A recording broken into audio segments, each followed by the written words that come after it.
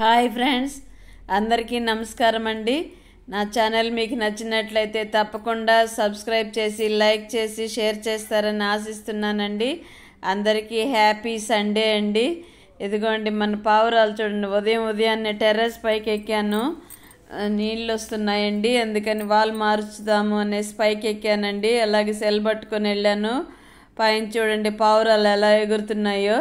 మన మొక్కలు చూడండి ఎలా ఉన్నాయి. ఎర్లీ మార్నింగ్ చూస్తే ఇలాగుంటుందండి. మనం చాలా అందంగా కనిపిస్తాయి కదా, మనసు ప్రశాంతంగా ఉంటుందండి మొక్కలు కానీ చూస్తూ ఉంటే. ఇదిగోండి ఉదయాన్నే గ్రీనరీ చూస్తే కళ్ళకు కూడా మంచిది కదా. తిరుమల హిల్స్ చూడండి ఎలా ఉన్నాయో, ప్రశాంతంగా ఉంది. సన్నగా మబ్బు పట్టినట్టుందండి, వర్షం అప్పుడప్పుడు పడుతూనే ఉన్నట్టుంది తిరుమలలో. ఇదిగోండి మన మందార పూలు ఈరోజు 3 పూలే ఇచ్చిందండి మొక్క. ఈ 2 రకాల మందారాలు పక్క పక్కనే పెట్టాను కదా, 3 పూలే వచ్చినాయండి. నిన్నైతే 6-7 పూలు పూసాయి. అంటే ఈ మధ్యలో కొద్ది రోజులు వర్షం పడుతోందని నీళ్లు పట్టకుండా పోయానండి. అది మిస్టేక్ అయిపోయింది. నీళ్లు చాలినట్లేదు తొట్లలో మొక్కలకి. అది కొంచెం పండినట్టు అయిపోయిందండి 2-3 మొక్కలకు ఆకులు. ఇదిగోండి కనిపిస్తున్నాయి కదా. ఇదేనండి, కొంచెం నీళ్ళు రోజువారీ పడుతూ ఉంటేనే అండి మొక్కలు కూడా బాగుంటాయి. మా వారు ఎక్కడ నీళ్ళు అవసరం లేదు, వర్షం పడుతుంది కదా అంటారు, మొక్కలు అలాగ పాడైపోతాయి. అదిగోండి మన కాశీరత్నాల మొక్కలు. ఇదిగోండి ముద్ద మందారం ఎందుకో ఇలాగ ముద్దగా అలాగే ఉండిపోయిందండి. ఈరోజు విడిగింది అది. ఇంకా అలాగ వాడిపోవడం ఎందుకు, దేవుడి దగ్గర పెడదామని కోసేసానండి ఆ పువ్వు.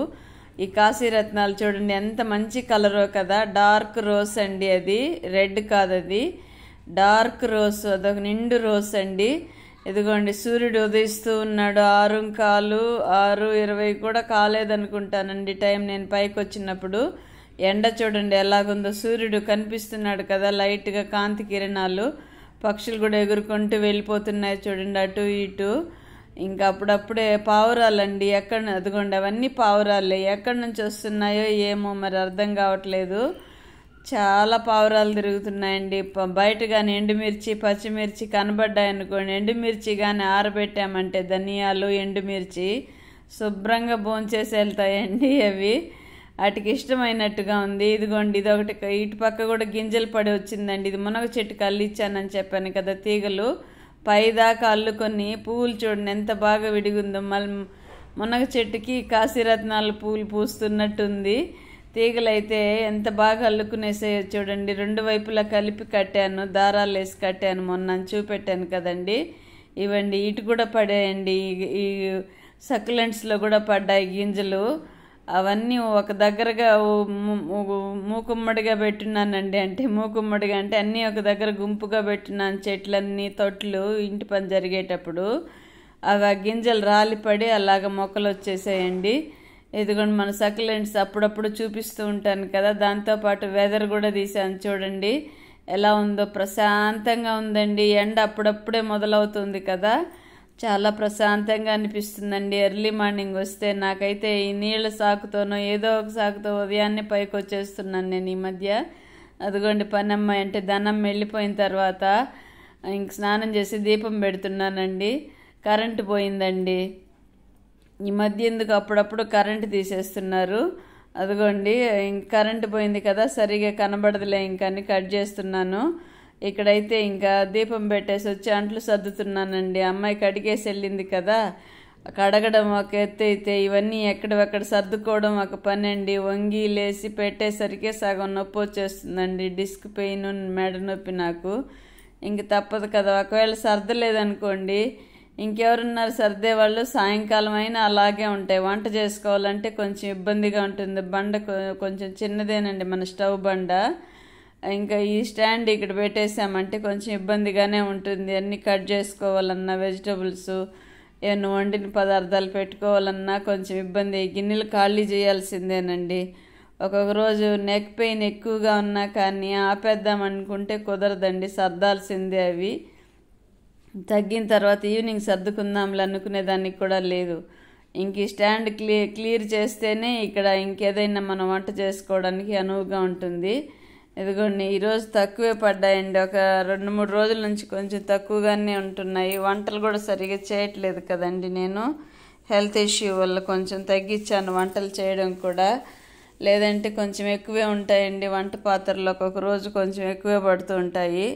ఇదిగోండి నా కొప్పు చూడండి, ఎలాగ స్నానం చేస్తూ కొప్పేసాను. ఇంకా అది ఎండలకి చికాకు పెట్టినట్టు అవుతుందండి. కాకపోతే ఇలా కొప్పేసి ఎక్కువసేపు ఉండలేనండి, ఇంక ఇప్పేసి క్లిప్ పెట్టినాను కాబట్టి అలాగుంది, లేదంటే ఊడిపోయిండేది. అదిగోండి క్లిప్ కనిపిస్తుంది కదా, అది క్లచ్ అది పెట్టాను కాబట్టి ఉంది. ఇవన్నీ పిండి చట్నీలు అవన్నీ మిగిలింటే ఫ్రిడ్జ్లో అవన్నీ తీసి బయట పెట్టానండి. కుండ పక్కన కప్పులు కనిపిస్తున్నాయి కదా, ఇడ్లీ పిండి, కొబ్బరి చట్నీ, అదే పల్లీల చట్నీ, కారము అవన్నీ తీసి ఇంక వేస్ట్ అయిపోతాయి కదా ఫ్రిడ్జ్లో ఉండేటివన్నీ తీసి పక్కన పెట్టాను. వాడేయచ్చు కదా, ఎర్లీ మార్నింగ్ తీసేస్తే ఇంక తినే టయానికి కూలింగ్ తగ్గిపోతుందండి చట్నీ అలాంటివి. ఇదిగోండి ఇవన్నీ సర్దేస్తున్నాను. పిండి గిన్నెలు, ఫ్రూట్స్ కట్ చేసి పెట్టానండి వాటిల్లో. ఆ ఫ్రూట్స్ కొంచెం పాడైపోయినాయి, అవన్నీ తీసి పడేసాను. ఇంచుమించు ఫ్రిడ్జ్ ఖాళీ చేస్తూ ఉంటాను, మళ్ళీ ఫుల్ అయిపోతూ ఉంటుందండి. అదేంటో ఒక వారమన్నా కొంచెం ఖాళీగా కనిపిస్తుందేమో ఫ్రిడ్జ్ అనుకుంటే, మా ఇంట్లో ఫ్రిడ్జ్ ఎప్పుడు ఫుల్గానే ఉంటుందండి. ఎంత ఖాళీ చేసేస్తుంటే అంతగా సామాన్లు నిండుకునేస్తుంటాయి ఫుల్గా. ఈరోజైతే ఎట్లయినా సరే ఫ్రిడ్జ్ ఖాళీగా పెట్టాలని అన్నీ క్లీన్ చేసి సర్దానండి. అదిగోండి ఇంకా టిఫిన్ చేయాలండి. ఏం చేద్దామనుకొని పొంగల్ చేసేస్తాను అనేసి అడిగితే అబ్బాయిని చేసేయి అన్నాడు. ఇంకా పొంగల్ ప్రిపరేషన్ కోసమే ఇవన్నీ క్లీన్ చేస్తున్నానండి. ఇంక పొంగల్కి ఇంకన్నీ అల్లము, కొత్తిమీర, కరివేపాకు ఇవన్నీ కట్ చేసుకోవాలి కదండి. ఇంక ఇది స్టవ్ బండ మీద స్టాండ్ ఎత్తేస్తేనే అనువుగా ఉంటుంది. ఇంకందుకని క్లీన్ చేస్తున్నాను. మీరేం చేస్తున్నారండి టిఫిను? నా వ్లాగ్స్ కానీ మీకు నచ్చినట్లయితే తప్పకుండా ఒక లైక్ కొడతారని ఆశిస్తున్నాను. మా పిల్లలకి పొంగల్ అంటే చాలా చాలా ఇష్టం అండి. నాకైతే ముందు డైజెషన్ అయ్యేది కాదు, అప్పుడు నెయ్యి ఎక్కువ వేసేదాన్నండి. ఇప్పుడు కొంచెం తగ్గించాను, డైజెషన్ ప్రాబ్లం వస్తుంది. నెయ్యి ఎక్కువ వేస్తే అన్డైజెషన్ అవుతుందండి గ్యాస్ట్రిక్ ఫామ్ అయ్యే వాళ్ళకి అని నాకు అనిపిస్తుంది. మరి మీకేమో మీ శరీరాలను అనుసరించి కదా, అది వాళ్ళ శరీరాన్ని అనుసరించి ఉండొచ్చేమో. నేనైతే ఇంకా క్లీన్ చేసేసి పొంగల్కి ప్రిపేర్ చేస్తున్నానండి. ఇదిగోండి పొంగల్కి కొద్దిగా నెయ్యి వేసానండి. ఇటుపక్క ఉండేది అది నెయ్యి గిన్నెండి, ఇటుపక్క ఆయిల్ గిన్నె, రెండు పక్కనే ఉంటాయి. కన్ఫ్యూజ్ అవ్వకుండా చూసేసుకోవాలి. నెయ్యి కొద్దిగా వేసానండి.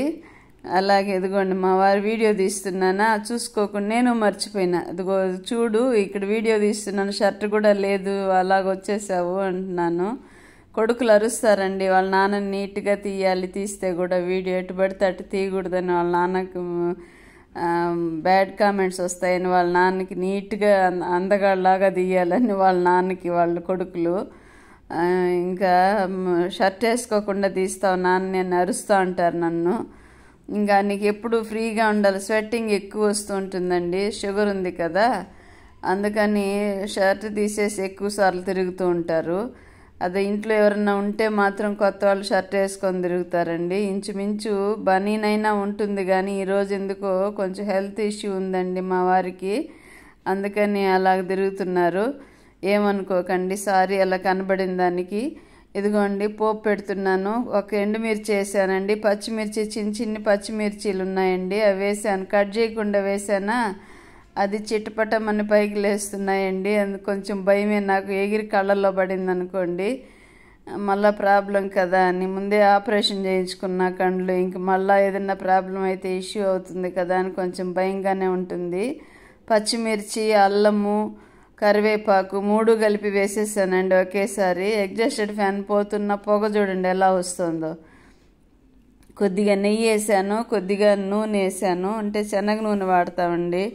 మా పెద్ద అబ్బాయి వాళ్ళ ఫ్యామిలీ వచ్చినప్పుడు సన్ఫ్లవర్ ఆయిల్ వాడతానండి. వాళ్ళు వెళ్ళిపోయిన తర్వాత శనగ నూనె వాడతాం, వాళ్ళకి పడదండి పిల్లలకి, మా మనవాళ్ళకి, అందుకని సన్ఫ్లవర్ ఆయిలే వాడతాము. వాళ్ళకి అది అలవాటు అయిపోయింది అక్కడ. ఇంకా అదిగోండి ఇంగు వేస్తున్నాను. ఇంగు వేస్తేనేనండి అన్డైజెషన్ అవ్వకుండా డైజెషన్ అవుతుంది త్వరగా. పొంగల్ అంటే ఎవరికైనా అన్డైజెషన్ అవుతుంది కదండి. పెసరపప్పు, ఆయిల్, అదేంటి నెయ్యి ఇవన్నీ కలుస్తాయి కదా, అన్డైజెషన్ కాకుండా ఉండడం కొరకు ఇంకా అలా కొద్దిగా ఇంగు వేస్తే బాగా టేస్ట్గా కూడా ఉంటుందండి. గ్యాస్ట్రిక్ ట్రబుల్ ఉండే వాళ్ళకి బాగా పనిచేస్తుంది. ఇదిగోండి, ఒక గ్లాసుకి 3 గ్లాసులు 3.5 గ్లాసు నీళ్ళు వేసినా పర్లేదండి పొంగల్కి. నేనైతే ఊరికి ఉతారుగా వేసేస్తాను. 1/2 గ్లాసు బియ్యమే వేస్తానండి ముగ్గురికైతే. ఇంకా మా పిల్లలు వాళ్ళు వచ్చారంటే ఇంచుమించు ఒక 3/4 గ్లాసుకి వేస్తాను. 1/2 గ్లాసుకి వేస్తేనే మిగిలిపోతుంది మా ముగ్గురికి. ఇంకా 1/2 గ్లాసు స్టోర్ బియ్యం వేస్తానండి పొంగల్కైతే మాత్రము. టేస్ట్గా ఉంటుందండి స్టోర్ బియ్యంతో చేస్తే. ఇంతకుముందు కూడా మీకు ఒకసారి చెప్పాను కదా, ఇంటి బియ్యం అంటే రైస్, అన్నం వండుకునే రైస్తో చేస్తే తినరండి. ఇంట్లో అలవాటు అయిపోయింది స్టోర్ బియ్యంతో పొంగల్ చేయడము. ఆ పొంగల్కి ఈ పొంగల్కి చాలా తేడా ఉంటుందండి. టేస్ట్గా ఉంటుంది స్టోర్ బియ్యంతో చేస్తే. ఒకసారి ట్రై చేసి చూడండి మీరు కూడా. అది కొంచెం బాగా పేస్ట్ లాగా ఉడకాలండి, అప్పుడే టేస్ట్ వస్తుంది. 2 కలిపి నానబెట్టి కడిగి పెట్టేస్తున్నాను పొంగల్ చేద్దాం అనుకున్నాక. ఇంకా అది ఉప్పు కూడా వేసేసాను చూడండి, కలిపి పెట్టేశాను. ఇంకంతే అండి, ఒక 4-5 వెయిట్లు పోనిచ్చేసామంటే ఇంక పొంగల్ సూపర్ టేస్ట్గా వచ్చేస్తుందండి. మీరైతే ఎలా చేస్తారు నాకు కామెంట్లో తప్పకుండా తెలియచేస్తారని ఆశిస్తున్నాను. దీని కాంబినేషన్ అయితే పల్లీల చట్నీ అండి. పల్లీలు, పచ్చిమిర్చి, కొద్దిగా పుట్నాలు కూడా అంటే పుట్నాలు అంటే తినే శనగలండి, అవి కొంచెం కొత్తిమీర కూడా వేస్తానండి అప్పుడప్పుడు. వద్దనుకుంటే వేయను, లేదంటే వేసి చట్నీ మిక్సీకి పట్టేస్తానండి ఉప్పేసి. కొందరు వెల్లుల్లి కూడా వేస్తారు కదండి, నేను వెల్లుల్లి వేయను ఎందుకంటే నేను తినను కాబట్టి. పిల్లలు మా కోడలు వాళ్ళైతే వాళ్ళందరూ తినాలంటే వేస్తారు. నా కోసం అయితే నేను సపరేట్గా కూడా చేస్తుందండి అమ్మాయి ఉంటే మాత్రము. ఇదిగోండి, కరివేపాకు కడిగి ఆరబెట్టున్నానండి, కవర్లో పెట్టున్నాను. అవి ఖాళీ డబ్బాలు కడిగించి అందులో వేసేస్తున్నానండి. ఇలా స్టోర్ చేసుకున్నాం అనుకోండి, దగ్గర ఒక 15-20 రోజుల దాకా ఫ్రెష్గా ఉంటుందండి. కరివేపాకు తడి ఉందనుకోండి త్వరగా పాడైపోతుంది కదా, అందుకని ఇలా చేస్తాను. కొత్తిమీర కూడా ఇంచుమించు అలాగే ఆరబెట్టే పెడతానండి. ఈ డబ్బాలు కడిగించాయి వాళ్ళ అమ్మాయి దగ్గర, ధనమ్మ దగ్గర. ఇంకా అందుకనేసి ఇంకా అవన్నీ వేసి డబ్బాలు ఎత్తి పెడితే అవసరానికి ఉపయోగించుకుంటాం కదా. కవర్లో పెట్టడం నాకు ఇంచుమించు ఇష్టం ఉండదండి, బాక్సులు వేసి పెట్టుకోవడమే ఇష్టము. ఓపిక లేదు అంటే ఇంకా అలా కవర్లో పడేస్తా. ఒక 2 రోజులు ఉంటే దాని మీదే గుర్తొస్తుంటుంది, బాక్సులు లేదని. అందుకని తీసి పెట్టేశాను, సర్దేశానండి. ఇదిగోండి, ఈరోజు స్పెషల్ ఏంటో చెప్పనా. ఈరోజు మా చిన్న అబ్బాయి చేశాడండి వంట, పప్పు చేశాడు. ఇదిగోండి, బెండకాయ ఫ్రై డీప్ ఫ్రై చేస్తున్నాడు చూడండి. ఆయిల్ పోసి అందులో వేసి మసాలాలన్నీ తర్వాత కలిపాడు, వేరుశనక్కాయ పప్పులు అవన్నీ కూడా. అదైతే నేను స్కిప్ చేసేసానండి, తీయలేదు. ఇక్కడ వరకే తీసాను, లెంగ్తీ అయిపోతుంది వీడియో అనేసి. నా వీడియో కానీ మీకు నచ్చినట్లయితే తప్పకుండా ఒక like and share, subscribe please. మీ అభిప్రాయం నాకు కామెంట్లో తప్పకుండా తెలియచేస్తారని ఆశిస్తున్నానండి. ఇదండి ఈరోజు నా డైలీ వ్లాగ్లో కొన్ని పనులు నచ్చి